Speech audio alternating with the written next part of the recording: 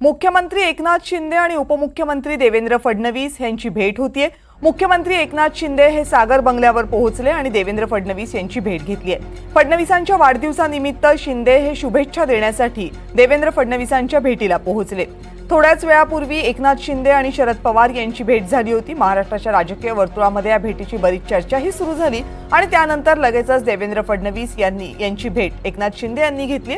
त्यामुळे या दोनही भेटींकडे महत्त्वाची राजकीय घडामोड म्हणून पाहिले जाते। देवेंद्र फडणवीस आणि एकनाथ शिंदे यांच्या भेटीबद्दल अधिक माहिती जाणून घेण्यासाठी जाऊयात आपले प्रतिनिधी अभिषेक मुठाळ यांच्याकडे। अभिषेक, या बैठकीसंदर्भात काय आणखीन माहिती समोर येते? थोड्याच वेळापूर्वी मुख्यमंत्री एकनाथ शिंदे हे उपमुख्यमंत्री देवेंद्र फडणवीस यांच्या भेटीला दाखल झाले आहे। एकूणच ही भेट सदिच्छा भेट असल्याचं कळतं आहे।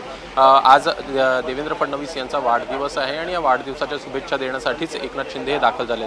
मात्र सोबतच पाहायचं तर शरद पवार यांची देखील आज भेट जी आहे ती एकनाथ शिंदे यांच्याबरोबर झालेली होती। दूध दरासंदर्भात देखील चर्चा झाली आहे। सोबतच आरक्षणासंदर्भात जो सध्याचा जटिल विषय मानला जातोय महाराष्ट्रातला, त्या संदर्भात देखील या दोघांमध्ये चर्चा झाली आणि त्यामुळे एकूणच जे मुख्यमंत्री एकनाथ शिंदे आणि शरद पवार यांच्यामध्ये बोलणं झालं आहे त्या संदर्भात एकूण चर्चा जी आहे ती देखील देवेंद्र फडणवीस यांच्यासोबत होईल असं देखील कळतं आहे। त्यामुळे नेमकं काय एकूण शरद पवार यांनी निरोप दिलेला आहे मुख्यमंत्री एकनाथ शिंदे यांच्याशी, त्यांचं काय बोलणं झालं आहे हे बघणं देखील महत्त्वाचं असणार आहे। त्या संदर्भात जर का पाहायचं तर एकनाथ शिंदे हे देवेंद्र फडणवीसांना काय सांगतात हे बघणं देखील त्यामध्ये महत्त्वाचं असणार आहे। सोबतच थोड्याच वेळात जी आहे भाजपची कोर कमिटीची देखील बैठक जी आहे ते आता आपल्याला होताना पाहायला मिळणार आहे। एकूण नेते देखील दाखल होत आहेत। विधानसभेच्या तयारीसाठी